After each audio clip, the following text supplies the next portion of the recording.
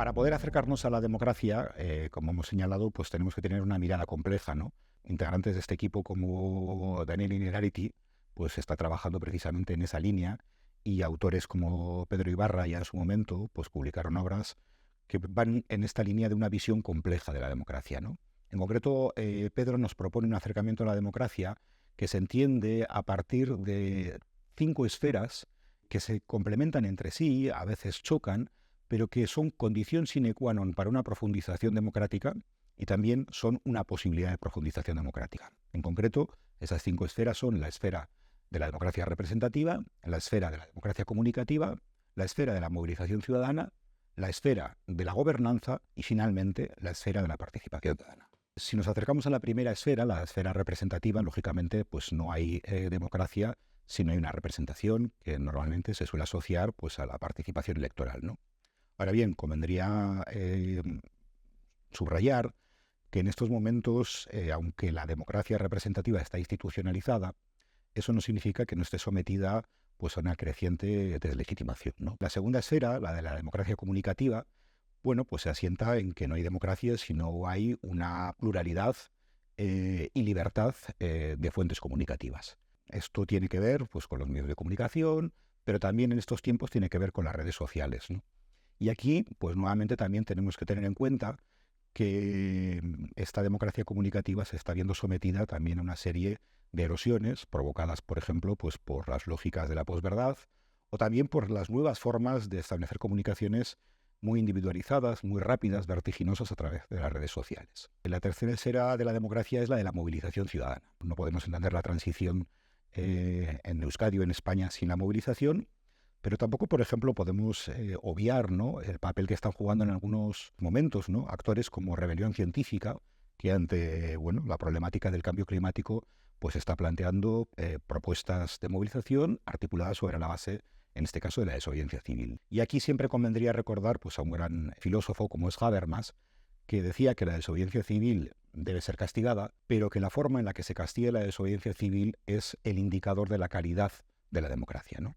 La cuarta de las esferas es la de la gobernanza. La gobernanza emerge como consecuencia de una creciente complejidad de los problemas, a su vez por un debilitamiento de la capacidad del Estado para resolver algunos problemas y, por tanto, la necesidad de tomar decisiones contando con otros sectores, y luego, la aparición de lo que se denominan problemas malditos, ¿no? Problemas que tienen aristas muy complejas, del cambio climático quizás el más evidente, ¿no?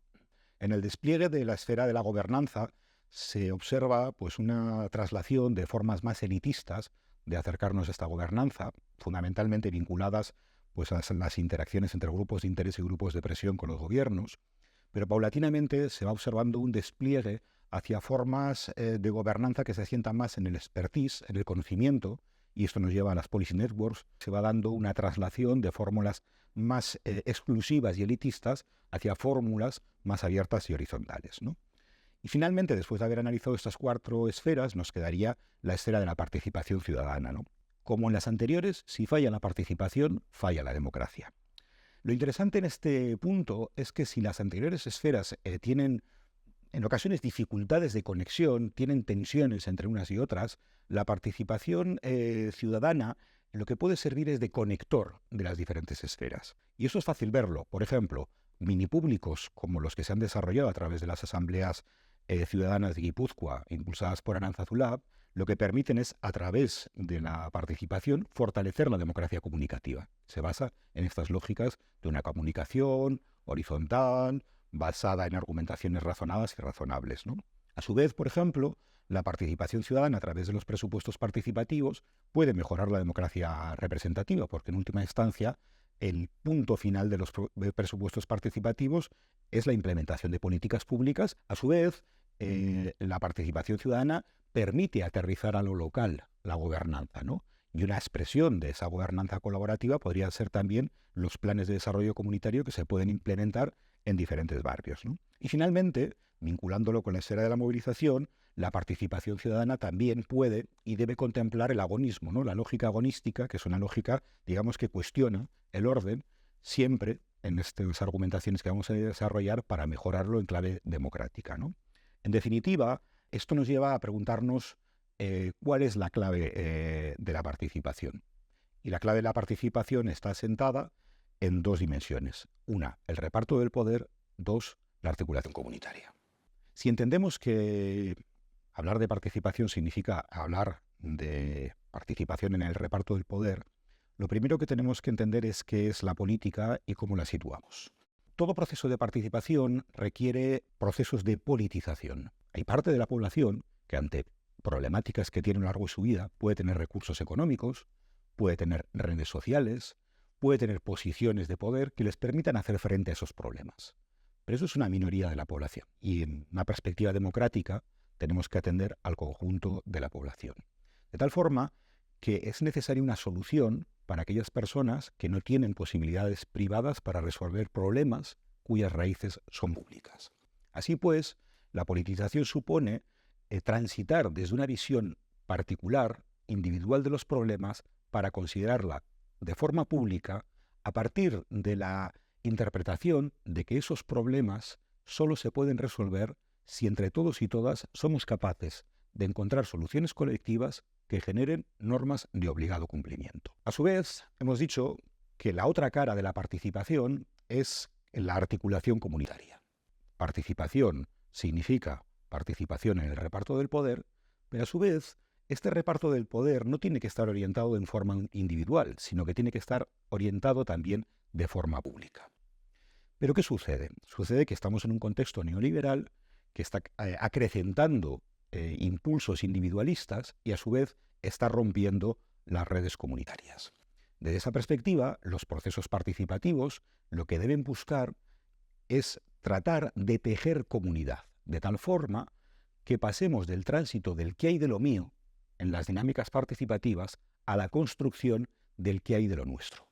Aquí es clave, por lo tanto, que todo proceso participativo se interrogue no solo hasta qué medida facilita un reparto del poder, sino también hasta qué medida construye ciudadanía.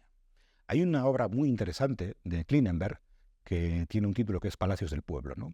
Él analiza una serie de catástrofes, en concreto una ola de calor en Estados Unidos, y descubre que en los municipios más ricos pues se muere menos gente, pues porque tiene aire acondicionado, lógicamente, y va a analizar qué pasa en los municipios pobres y ve que de media pues muere más gente. Pero de repente descubre que hay zonas, hay barrios en los que hay muy pocas muertes, barrios pobres, y otros barrios en los que hay muchas muertes. Y dice, ¿qué está pasando aquí? Y lo que descubre es que en aquellos barrios en los que hay trama comunitaria, en esa ola de calor, los vecinos y las vecinas podían ir a los centros cívicos que tenían aire acondicionado, se podían acercar a las barberías, son conocidos por sus convecinos y en consecuencia, digamos que tienen redes de apoyo que les posibilita sobrevivir con mucha más facilidad a aquellos barrios en los que la trama comunitaria se había roto.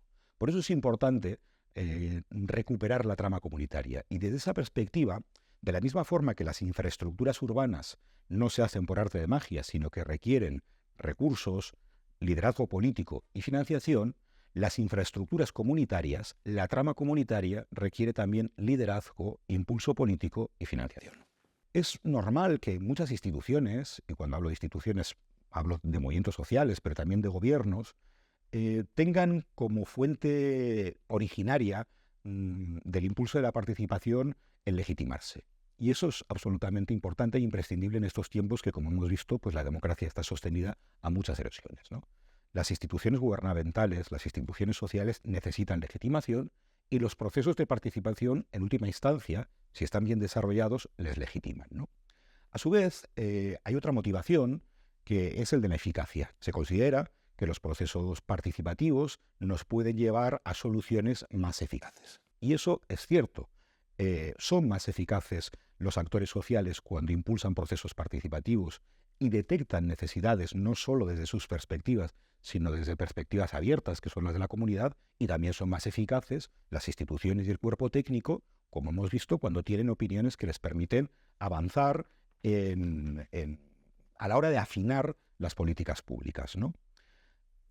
Una tercera motivación se sostendría en la necesidad de transitar de lógicas individuales a lógicas colectivas, ¿no? Esa motivación pasaría por lograr construir procesos que permitieran empezar con las necesidades particulares y los dolores particulares pero para orientarlos a la construcción de soluciones colectivas. Una cuarta motivación sería la construcción de una ciudadanía corresponsable. Necesitamos una ciudadanía que asuma un papel proactivo. Los griegos llamaban idiota a quien se ausentaba de su responsabilidad en la polis, ¿no? Y al final la complejidad, los errores, lo vertiginoso de nuestros tiempos, pues está haciendo que muchas gentes asuman esa lógica de la idiotez, ¿no? Precisamente por ello la participación ciudadana, una de las motivaciones fundamentales debe ser construir ciudadanía responsable, construir ciudadanía republicana en el sentido de que es una ciudadanía que se vincula con la res pública. Y finalmente, una quinta motivación de la participación sería tratar de dar voz a aquellos sujetos que están ausentes. Al final no podemos construir un mundo desde las ausencias, ¿no? La teoría política feminista nos dice que la voz siempre es la del sujeto normativo, la del sujeto que más poder tiene, ¿no? Todo proceso participativo debe localizar las diferentes ausencias para tratar de conseguir que esas personas ausentes, por diferentes razones, porque están en procesos de crianza, porque están en paro, porque están en una situación de exclusión social, pasen a formar parte del espacio de los y las afines, para poco a poco ir formando parte del nosotros y el nosotras. Ese nosotros y nosotras que asume ese rol republicano, ese rol proactivo en la defensa de este tesoro que es la democracia.